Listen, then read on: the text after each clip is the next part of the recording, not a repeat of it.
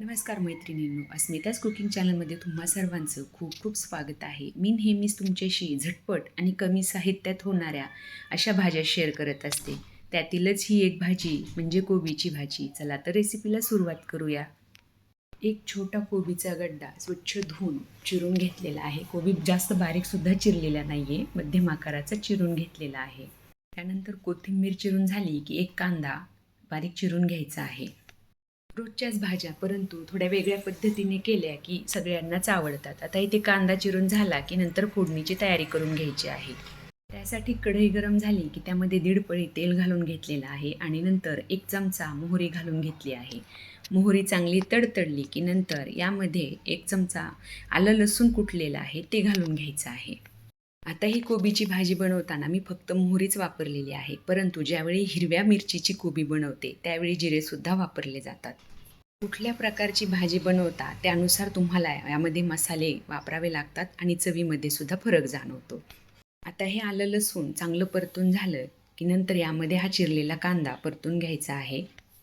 तुम्हाला जर हवं असेल तर तुम्ही यामध्ये टोमॅटोसुद्धा घालू शकता. आता कांदा लवकर परतून व्हावा यासाठी मी यामध्ये थोडंसं मीठ घातलेलं आहे. मीठ घातलं की कांदा लवकर परतला जातो आणि आपला वेळही वाचतो. आता इथे जवळपास हा कांदा परतून झालेला आहे. आता ह्यामध्ये सुके मसाले जे आहेत ते घालून घ्यायचे आहेत. त्यात सर्वात प्रथम अर्धा चमचा हळद आणि 1.5 चमचा धना पावडर यामध्ये घालून घेतलेली आहे.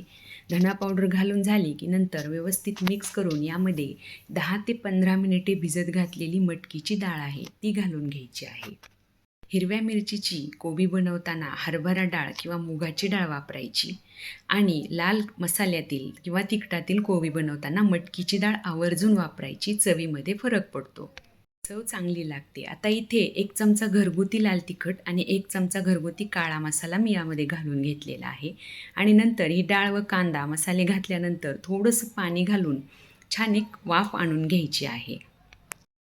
मी इथे जी डाळ वापरलेली आहे ती घरगुती डाळ आहे, त्यामुळे थोडीशी सालासकट डाळ आहे. आता इथे यामध्ये अगदी थोडासा पाव चमचा किचन किंग मसाला घातलेला आहे, कारण किचन किंग मसाला घातल्याने कोबीच्या भाजीची चव अगदी छान लागते. आता यामध्ये हा धुतलेला जो कोबी आहे तो घालून घ्यायचा आहे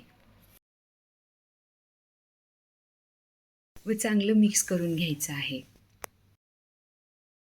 डाळ, कांदा व कोबी मसाले सगळे चांगलं मिक्स करून नंतर यामध्ये चवीनुसार मीठ घालून घ्यायचं आहे. लक्षात ठेवायचं, मीठ आधीसुद्धा थोडंसं कांदा परतताना वापरलेलं आहे. त्या अंदाजानेच मिठाचा वापर करायचा आहे आणि आता मीठ घालून परत एकदा चांगलं मिक्स करून घ्यायचं आहे. अशा प्रकारे जर कोबीची भाजी बनवली ना तर अगदी चवीला छान लागते. आता यामध्ये अगदी थोडंसं पाणी घालायचं आणि नंतर कमी गॅसवरती झाकण ठेवून ही भाजी 7-8 मिनिटे शिजून घ्यायची आहे. 7-8 मिनिटे झाल्यानंतर ही भाजी शिजून तयार झालेली आहे. आता ह्यामध्ये बारीक चिरलेली कोथिंबीर घालून घ्यायची आहे. तुम्हाला जर हवं असेल तर तुम्ही यामध्ये शेंगादाण्याचं कूटसुद्धा घालू शकता, परंतु मी इथे ते वापरलेलं नाही आहे.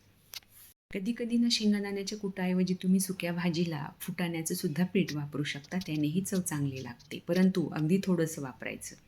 बनवायला अगदी साधी, सोपी, झटपट होणारी आणि चवीला सुद्धा छान अशी कोबीची भाजी तयार झालेली आहे. तुम्हाला माझी रेसिपी आवडली तर लाईक, शेअर, सबस्क्राईब नक्की करा. धन्यवाद.